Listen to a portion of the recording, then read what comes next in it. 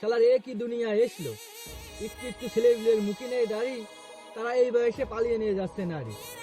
শালা জীবনে আমরা কি করলাম? ইস শালা এই শীতে একটা বউ নেই। আজকে বাড়ি যাই শালার বড় ভাইটা পাবো।